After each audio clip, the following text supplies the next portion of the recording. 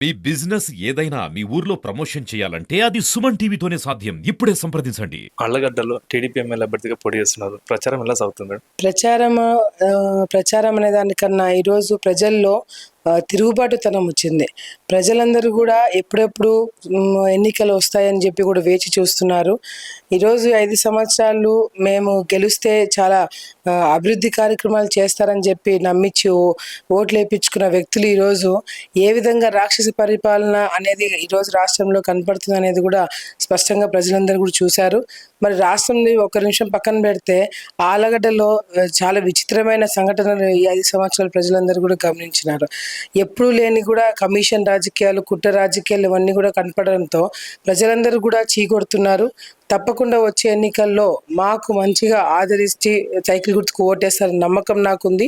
వాళ్ళు వేసే ఓటు కేవలం నాకు వేస్తున్నట్టుగా కాదు, వాళ్ళు వేసే ఓటు వాళ్ళ భవిష్యత్తు కోసం వేస్తున్న సంగతి వాళ్ళు కూడా ఇప్పటికే అర్థమైంటదని చెప్పి కూడా మేము అనుకుంటున్నాం. మీరున్నప్పుడు అధికారంలో ఎలాగుంది, ఇప్పుడు ఎలాగుంది ఆలగడ్డ? గతంలో మేము అధికారంలో ఉన్నప్పుడు పక్క తాలూకాలో ఉన్న ఎమ్మెల్యేలు మేము అందరం కూడా పోటా పడి అభివృద్ధి కార్యక్రమాలు చేయడానికి చంద్రబాబు నాయుడు దగ్గర పోటీ పడేవాళ్ళము. కానీ ఇప్పుడు వీళ్ళు కూడా పోటీ పడుతున్నారు. ఎలాంటి విషయాల్లో పోటీ పడుతున్నారంటే ఎవరు ఎక్కువ సంపాదించుకుంటున్నారు, ఎవరు ఎక్కువ కబ్జాలు చేస్తున్నారు, ఎవరెక్కడ ఎక్కువ అరాచకాలు చేస్తున్నారు, ఎవరు ఎక్కువ తప్పుడు కేసులు పెట్టాలా అనేది దాని మీద పోటీ పడుతున్నారు. ఈరోజు గతంలో మేమున్న దానికి ఇప్పుడు దానికి చాలా చాలా తేడా ఉంది. నేను గతంలో మంత్రిగా పనిచేసిన ఎప్పుడు కూడా వైసీపీ నాయకుల మీద మేము తప్పుడు కేసులు పెట్టలేదు, ఇక్కడ అరాచకాలు చేయలేదు, ఎవరిని అన్యాయం చేయలేదు, ఏమీ చేయలేదు. మా పని ఏదో మేము చూసుకుంటూ పోయినాం. కానీ ఈ అధికారంలోకి వీళ్ళు 5 సంవత్సరాలు వైసీపీ నాయకులు వచ్చిన తర్వాత దాదాపుగా 900 తప్పుడు కేసులు 900 తప్పుడు కేసులు కేవలం తెలుగుదేశం పార్టీ కార్యకర్తల మీద పెట్టడం జరిగింది. అంటే ఈ 900 తప్పుడు కేసులు దాని మీద పెట్టే దృష్టి ఎమ్మెల్యే 900 కోట్లు తెచ్చుకోవడం దాంట్లో పెట్టుకోయంటే ఆళ్ళగడ్డ అభివృద్ధి చెందేది. ఆ పరిపాలనకి మా పరిపాలనకి ఉండే తేడా కూడా అదే. మీరు ఇప్పుడు ఎమ్మెల్యేనే స్వయంగా పెట్టించారంటారా? డెఫినెట్గా ఈరోజు తప్పుడు కేసులు పెట్టాలని చెప్పి పోలీస్ డిపార్ట్మెంట్ వాళ్ళు ఎందుకు అనుకుంటారండి? వాళ్ళ ఉద్యోగాలు పోతే ఒక్క ప్రైవేట్ కంప్లైంట్ పెడితే వాళ్ళ ఉద్యోగాలు పోతాయని చెప్పి వాళ్ళకు కూడా తెలుసు. మరి ఏ విధంగా ఇటువంటి తప్పు చేయని వాళ్ళ మీద కేసులు పెట్టాలని పోలీస్ డిపార్ట్మెంట్ వాళ్ళు ఎందుకు అనుకుంటారు? సో వీళ్ళ దగ్గరుండి పెట్టించారు కాబట్టే పోలీస్ డిపార్ట్మెంట్ వాళ్ళు పెడుతూ పోతున్నారు. ఎవరైతే పోలీస్ డిపార్ట్మెంట్లో పెట్టమని చెప్పి మొండికేసి మేము కరెక్ట్గా డ్యూటీ చేస్తాం అనుకున్న వాళ్ళు ఈరోజు ఆళ్ళగడ్డలో డ్యూటీలు చేయకుండా వాళ్ళు పక్క తాలూకాలకి ట్రాన్స్ఫర్ అయిపోయి వెళ్ళిపోవడం జరిగింది. ఈ 5 ఏళ్ళు వైసీపీ పాలన ఆలగడ్డలో ఎలాగుంది అనుకుంటున్నారు? చెప్పాను కదా, రాక్షస పరిపాలన, ఎప్పుడు లేని కమిషన్ రాజకీయాలు, కుట్రలు, కుతంత్రాలు, ఆఖరికి పైప్ లైన్ వేస్తామని చెప్పి 10 అడుగుల లోతు తవ్వేసి ఆ లోపల ఉన్న మట్టిని కూడా తవ్వుకున్నంత నీచ రాజకీయాలు ఈరోజు ఆలగడ్డలో చేసినారు. ఎవరైనా చిన్న చిన్న వ్యాపారస్తులు బయటకు వచ్చి ఏదైనా మాట్లాడాలంటే కూడా వ్యతిరేకంగా ప్రభుత్వానికి భయపడుతున్నారు. యువత ఏదైనా స్వేచ్ఛగా ఒక పోస్ట్ ఏదైనా సోషల్ మీడియాలో పెట్టాలంటే భయపడుతున్నారు. మహిళలు ఏదైనా బయటకు వచ్చి మాట్లాడాలంటే పొదుపులో వాళ్ళు డబ్బులు తీసేస్తారేమని చెప్పి భయపడుతున్నారు. మరి ఇంత భయభ్రాంతులకు గురి చేసిన పరిపాలన ఈరోజు ప్రజలు బతుకుతున్నారు.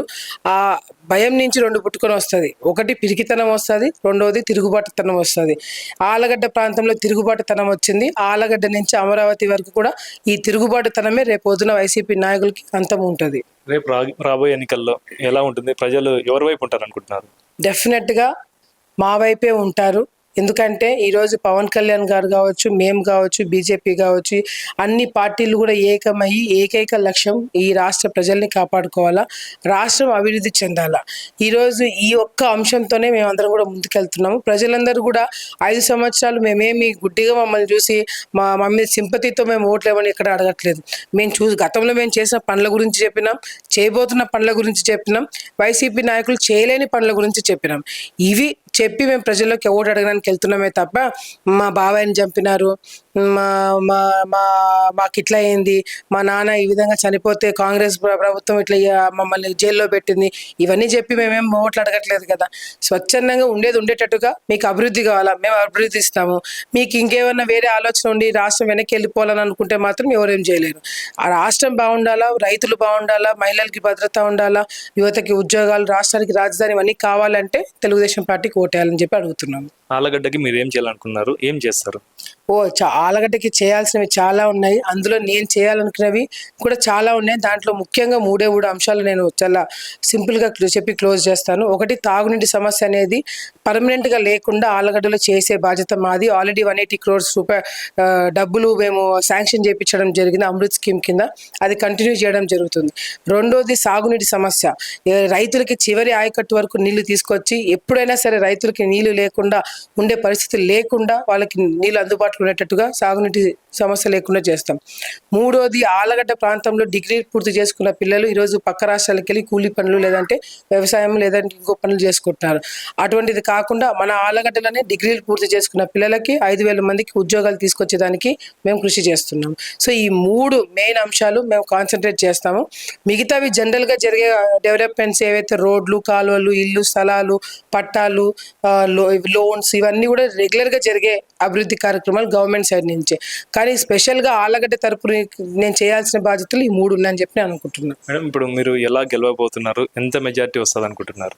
మెజారిటీ అంత వస్తుందా ఇంత వస్తుందా అని నేను ఈరోజు మెజారిటీ మీద లెక్కలు వేయట్లేదు. ఎందుకంటే ఈరోజు ప్రజలు మార్పు వచ్చింది. ఏ కుటుంబం ఉంటే మాకు మేలు జరుగుతుంది అని చెప్పి ప్రజలకు క్లారిటీ వచ్చింది. మేమైతేనే పనులు చేయగలుగుతామని ఒక నమ్మకం వచ్చింది. ఈ 3 అంశాల మీద మేము రాజకీయాల్లోకి ఈరోజు మా శోభా నాగిరెడ్డి గారు, భూమా నాగిరెడ్డి గారు కూడా ఈ ధీమా ప్రజలకు ఇచ్చుకుంటూనే ముందుకెళ్ళడం జరుగుతుంది. ఈ 5 సంవత్సరాలు కూడా నేను ఎక్కడ కూడా వెళ్లకుండా, ఎక్కడ కూడా వేరే ఎటువంటి వ్యాపారాల మీద కూడా మేము కాన్సన్ట్రేట్ చేయలేదు. మా ఫ్యామిలీ మెంబర్స్ కేవలం నేను, నా తమ్ముడు, మా భర్త ముగ్గురం కూడా ఆలగడ్డకి కమిటెడ్గా రాజకీయాలు చేశాం. సో ఆ కమిట్మెంట్ అనేది ప్రజలు చూసారని మేము అనుకుంటున్నాము. డెఫినెట్గా దానికి తగినట్టుగానే రిజల్ట్స్ వస్తాయని చెప్పి నేను భావిస్తున్నాను. చివరిగా చెప్పండి మేడం, ఆలగడ్డ ప్రజలకు ఏం చెప్పబోతున్నారు? మీరు వేసే ఈ ఓటు కేవలం నాకు మాత్రమే కాదు. మీరు వేసే ఓటు మన రైతులకి భవిష్యత్తు, మన పిల్లల భవిష్యత్తు, మహిళల భవిష్యత్తు, రాష్ట్ర భవిష్యత్తు మీ చేతుల్లో ఉంది. కేవలం ఈరోజు ఆలగడ్డ అభివృద్ధి చెందాలన్నా, అమ్మ లాంటి ఆలగడ్డని కాపాడుకోవడానికి మేము ఎన్ని తిప్పలు పడ్డామో మీ అందరూ కూడా చూశారు. సరైన వ్యక్తికి ఓటేమని చెప్పి కూడా మీ అందరికీ కూడా నేను తెలియజేసుకుంటున్నాను. ఈ 5 సంవత్సరాలు పడుకొని నిద్రపోయి ఇప్పుడు మేలుకొని ఓటేమని అడగడానికి వచ్చిన అభ్యర్థికి మీరు ఓటు వేస్తారా? వచ్చే 5 సంవత్సరాలు మీరు మీ ఇళ్లలో ప్రశాంతంగా నిద్రపోయేటట్టుగా చూసుకునే నాలాంటి వ్యక్తికి ఓటు వేస్తారనేది మీరు ఆలోచించుకుని ఓటేయాలని చెప్పి కూడా ఆలగడ్డ ప్రజలకి తెలియజేసుకుంటున్నాను. Okay madam, thank you madam.